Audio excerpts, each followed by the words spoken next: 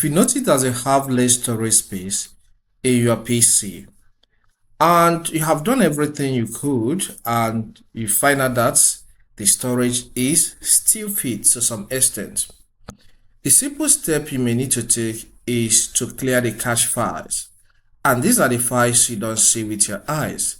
Click on the Start button of your PC.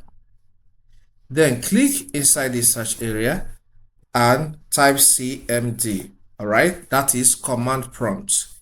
It will show up, right click on it and select Run as Administrator. A notification may show up on your PC asking you if you want this program to make some changes to your PC. Just click on Yes. Once you find yourself on this interface, there is a command you're going to type. I have it on this screen right now, but for clarity, let me tell you what it is. It is del space /q space /f space /x space %temp %\star.